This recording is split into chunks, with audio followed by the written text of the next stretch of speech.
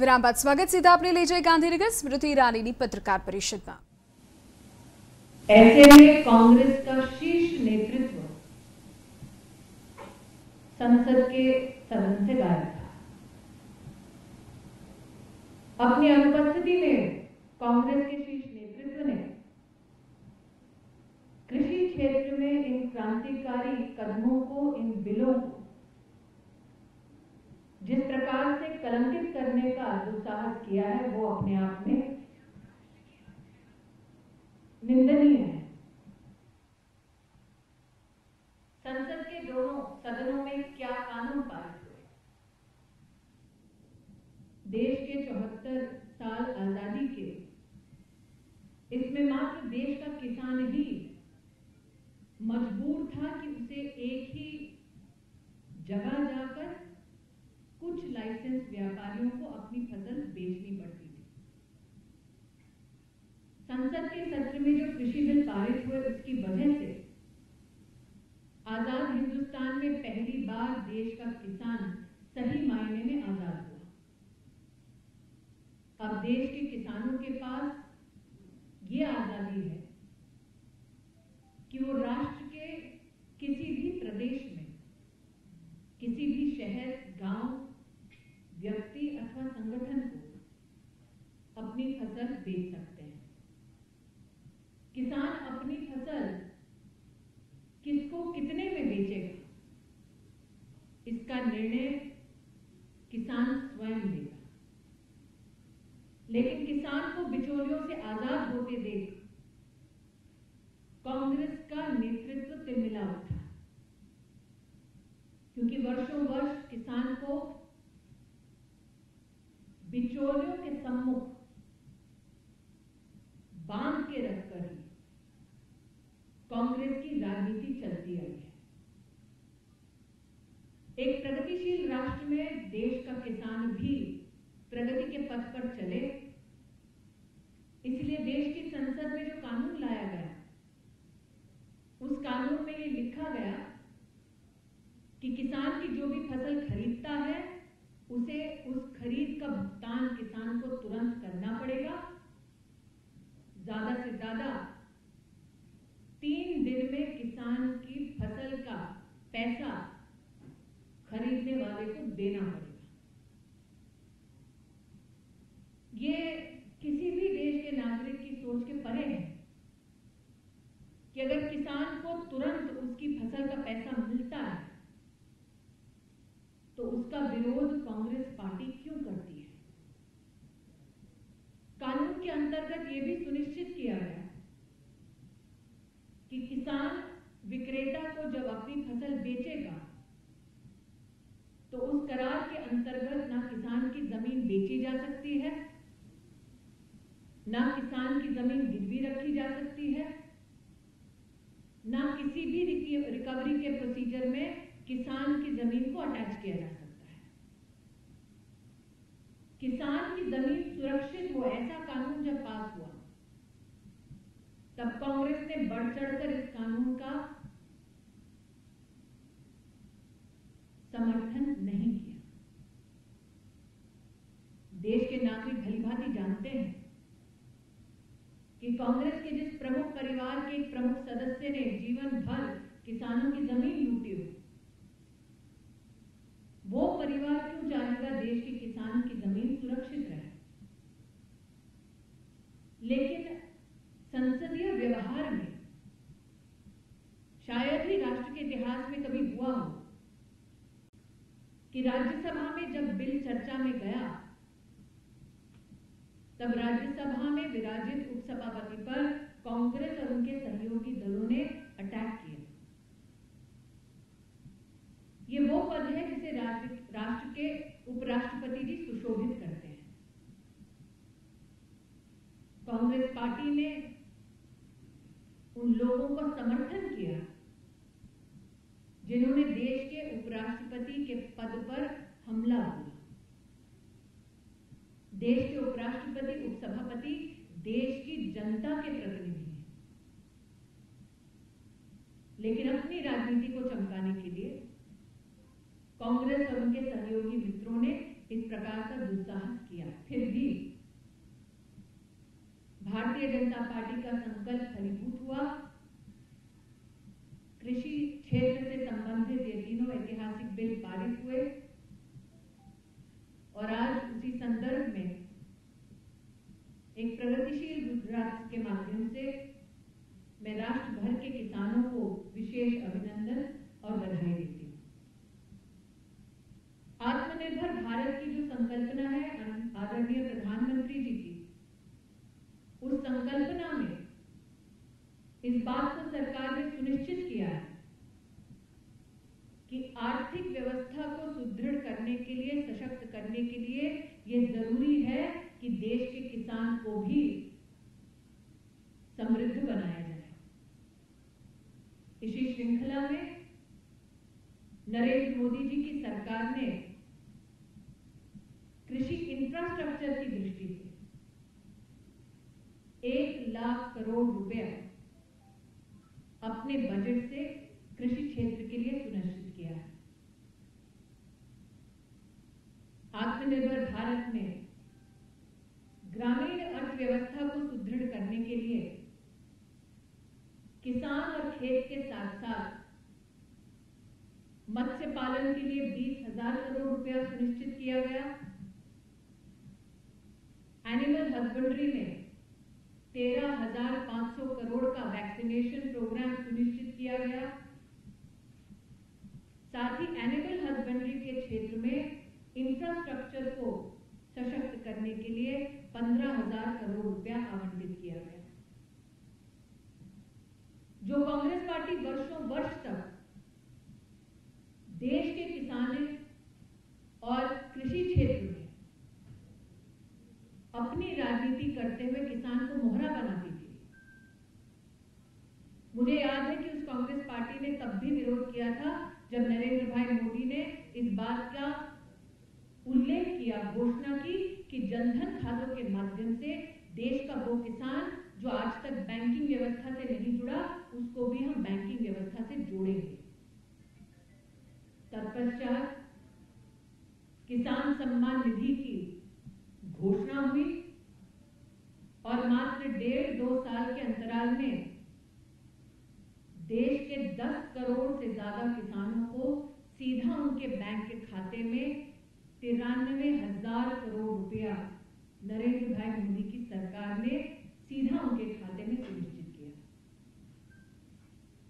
मृदा परीक्षण, soil health testing, इसका एक ऐतिहासिक शुरुआत हमने गुजरात प्रदेश में देखा और आज राष्ट्रीय स्तर पे इस कार्यक्रम के माध्यम से 11 करोड़ से ज्यादा सॉइल हेल्थ कार्ड हमारे किसान भाइयों और परिवारों के मध्य में वितरित किया गया है। अंतोगत्वा यही कहना चाहूंगी कि कृषि के क्षेत्र में क्रांति आए, किसान संपन्न हो, उस दृष्टि से गए संसद के सत्र में किसान के पास बेहतर इंफ्रास्ट्रक्चर हो, स्टोरेज हो, किसान टेक्नोलॉजी से जुड़े और देश का किसान सही मायने में स्वतंत्र रूप से अपनी फसल को न सिर्फ उगाए बल्कि जिसको बेचना चाहता है, जितनी कीमत पर बेचना चाहता है, वो आजादी देश के किसान को देने के लिए मैं प्रदेश अध्यक्ष की अनुमति से गुजरात भारतीय जनता पार्टी की पूरी प्रदेश की टीम की ओर से माननीय प्रधानमंत्री जी का विशेष अभिनंदन करती हूँ। Now I leave the floor open for questions. Madam, how many farmers are linked with online trade? आप सब जानते हैं कि ई-नाम की एक शुरुआत की थी। 1,000 से ज्यादा ई-मार्केटिंग के एक प्लेटफॉर्म पर मंडियों के माध्यम से किसान जुड़े हैं। जब हम बात करते हैं कि 10 करोड़ लोग बैंकिंग व्यवस्था से डायरेक्ट जुड़े हैं, तब इस बात को भी हम सुनिश्चित करते हैं कि ये किसान अपने प्रदेश की सरकारों के माध्यम से केंद्र की सरकार के सभी योजनाओं का लाभ उठाने में सक्षम है। विशेषतः किसान सम्मान निधि की वजह से पहली बार प्रदेश सरकारों के समन्वय की वजह से अधिकृत जो किसान है, जो लाभ पाने का हकदार है, उसे प्रदेश की सरकार सुनिश्चित करके भारत सरकार को बतलाती है और फिर किसान को ये स्वतंत्रता दी जाती है कि वो टेक्नोलॉजी से जुड़े। इनाम इसका एक उदाहरण है। दूसरा उदाहरण, कृषि विज्ञान केंद्र जो राष्ट्र के इतिहास में पहली बार हर जिले में खुल रहे हैं, उसके माध्यम से भी स्थानीय स्तर पर चाहे वो ऐप्स हो, चाहे वो वन-ऑन-वन कॉन्वर्सेशन हो, चाहे मार्केटिंग की नई व्यवस्थाओं हो, इससे सरकार ने किसान को जोड़ने का प्रयास किया है। आत्मनिर्भर भारत पैकेज का जो मैंने उल्लेख किया, उसमें एक विशेष प्रावधान है 2 लाख माइक्रो फूड एंटरप्राइजेस को समर्थन देने, जिसमें जो कृषि एफपीओ के माध्यम से या इंडिविजुअली एफएसएसएआई के स्टैंडर्ड्स को पाना चाहते हैं, जो किसान एक्सपोर्ट ओरिएंटेड होना चाहते हैं, उनके लिए एक अवधि, एक स्टैंडर्ड और पैसा सुनिश्चित किया गया है। साथ ही बजट में आपने सुना होगा 10,000 देश में एफपीओ को सरकार 5,000 करोड़ का समर्थन दे रही है आर्थिक रूप से। हमारा मानना है कि प्रदेश की सरकारें कृषि हित में इन सभी योजनाओं में किसान को डिजिटली अथवा ऑफलाइन निरंतर जोड़ती रहेगी। किसान को अगर कोई अन्याय हुआ तो वो कहाँ जाएंगे? इस व्यवस्था में सर किसान के पास 3 पायदानों में इंसाफ पाने के प्रावधान है। सबसे पहला, एसडीएम के लेवल पर समय अवधि है कि 30 दिन में किसान की जो चुनौती है उसका निवारण कर किसान को समाधान देना होगा और जो कंसिलिएशन का बोर्ड बनाएगा एसडीएम, उसमें किसान का भी प्रतिनिधि होगा। दूसरा छंद है कि अगर एसडीएम के लेवल पर किसान अपने आप को समाधान की दृष्टि से नहीं पाता है सैटिस्फाइड, तो वो कलेक्टर तक जा सकता है। राज्य स्तर तक जाने की भी व्यवस्था है और ये कानूनी व्यवस्था इस बिल में है। आप अभी लोगों को समझाएं, इससे बेहतर ये नहीं होता कि बिल लाने से पहले ही पूरे भारत को ये समझाया जाता कि आत्मनिर्भर भारत का जब पैकेज घोषित हुआ था, मई की शुरुआत अप्रैल के अंत में हुआ था। ये घोषणाएं वित्त मंत्री जी द्वारा आत्मनिर्भर पैकेज में हो चुका था। साथ ही गुजरात जैसा प्रगतिशील प्रदेश, जिसमें अपने आप में किसान जब नई व्यवस्थाओं से जुड़ता है तो कितनी प्रगति कर पाता है, ये एक सुनहरा उदाहरण है जहां पर किसान को अगर स्वतंत्रता मिलती है तो आर्थिक व्यवस्थाओं को सुदृढ़ करने में वो ऐतिहासिक कदम स्वयं उठा सकता है। आप जिस संदर्भ में प्रश्न पूछ रहे हैं, उस संदर्भ का एक ही उत्तर है कि जो व्यक्ति एक सोफा लगाकर ट्रैक्टर पे विराजमान है, ऐसा वीआईपी किसान कभी भी उस व्यवस्था को समर्थन नहीं देगा जो व्यवस्था किसान को, साधारण किसान को, छोटे किसान को बिचौलियों से मुक्त करता है। राहुल गांधी ने कहा कि हमारी सरकार आएगी तो हम ये तीनों बिल फाड़ के डस्टबिन में डाल देंगे। संसदीय परंपराओं का अपमान करना उनकी एक फितरत है। ये वो सज्जन है जिन्होंने मनमोहन सिंह जी द्वारा लाया गया ऑर्डिनेंस भी फाड़ दिया था। भारत की संसद का सम्मान उनसे अपेक्षित करना व्यर्थ है, लेकिन उन्होंने अपने ही इस उत्तर में बहुत बड़ा प्रश्न खड़ा कर दिया। जब देश की जनता जब तक है, तब तक राहुल गांधी का वो सपना पूरा नहीं हुआ।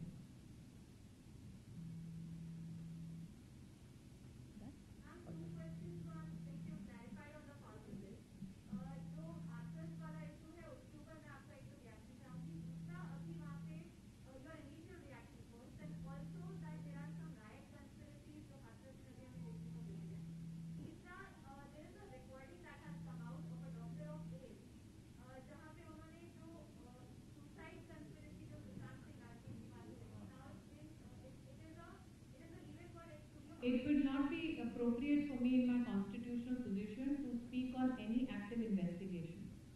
Absolutely not. Could you clarify on Hathras though? Like I said, it would be inappropriate for me to talk about an active investigation about Sushant, or for that matter regarding Hathras. I have made my statement publicly known. Not only it is now available to public at large that an SIT was constituted by the state government, it is now now also found that the state government has referred the case to CBI. Now, till such time CBI does not make a statement on the issue, I think as a representative of the government, it would be a bit of a irresponsible stance for me to clarify on behalf of CBI. However, मैं बोल तो sir, can I? It's a law and order issue. I'm the Minister of Women and Child Welfare. Last I checked, but if you allow me, can I answer the lady? Thank you so much, Madam. As a female politician, I can say that under my division comes the National Commission for Women. National Commission for Women is currently pursuing 7,000 active cases across the country. National Commission for Protection of Child Rights is pursuing close to 1,300 cases across the country. Under such cases, Madam, they coordinate with state investigative agencies and home ministries to ensure that justice is given to the victim concerned. As far as Hathras goes, I can confirm to you that though I do not call up any other chief minister in the country in active investigation, since I am prohibited so that I do not interfere in the workings of the commission, I did request a conversation with the Uttar Pradesh chief minister. He has assured me that not only be stringent action taken, but post that conversation I see that he has referred the case to CBI. I also believe that he has brought administrative action against the SP of the district, and I'm sure once the SIT report comes through, he will take appropriate actions against all parties involved. Insofar as your question about whether कोई दंगा फैलाने का काम कर रहा है, ये press के माध्यम से सुनिश्चित हुआ है कि लोग चाहते हैं कि जातिगत दंगा भड़के।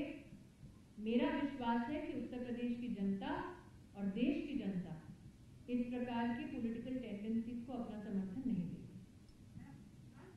यस मैम, लेकिन जिस तरीके से हाथरस में आधी रात को लड़की को अग्नि संस्कार किया गया, तो क्या उसको लेकर आप गवर्नमेंट से किसी तरीके की? हमने गवर्नमेंट से report national commission for women में अपेक्षित है, इसलिए जब तक वो रिपोर्ट मेरे सम्मुख ना आ जाए मैं उस रिपोर्ट के आधार पर कुछ कह नहीं पाऊंगी। लेकिन निश्चित रूप से मुख्यमंत्री जी से जब मैंने प्रश्न किया कि हाथरस के विक्टिम को किस प्रकार से न्याय सुनिश्चित करवाया जाएगा, मुझे आश्वस्त किया गया है कि SIT रिपोर्ट के पश्चात जो अगर अधिकारी भी हो इसमें अपने रिस्पॉन्सिबिलिटी का हनन करते नजर आते हैं तो उत्तर प्रदेश के मुख्यमंत्री उनके खिलाफ भी कार्रवाई करेंगे, ऐसा मेरा विश्वास है।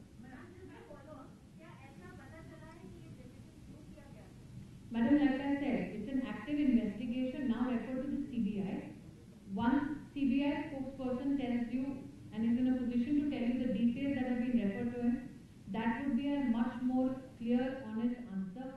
I'm sure you do not expect rhetoric from me in the absence of details, since I'm not a part of the investigation or the investigating agency. Yes, ma'am.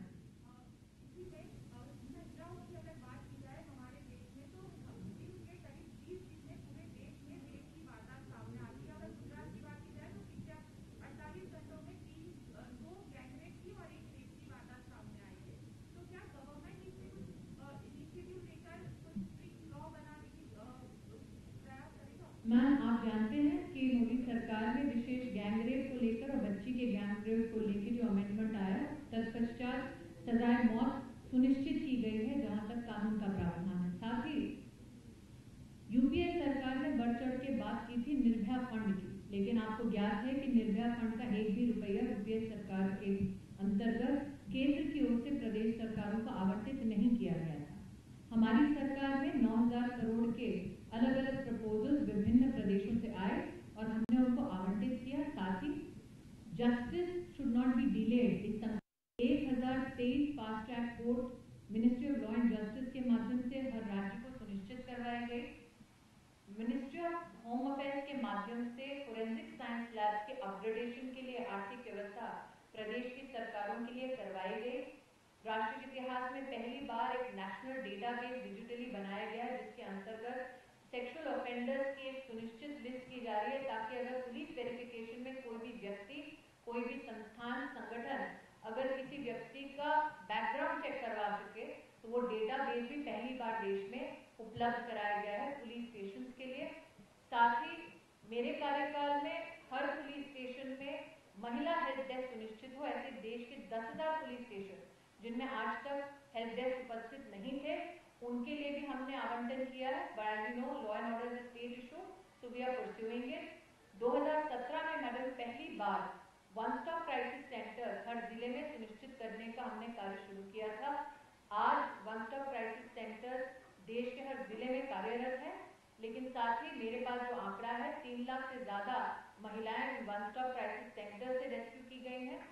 देश में मोदी सरकार ने 32 महिला हेल्पलाइन शुरू करवाई, जिसके अंतर्गत इन 4 सालों में लगभग 58 lakh women have been assisted only through those helplines.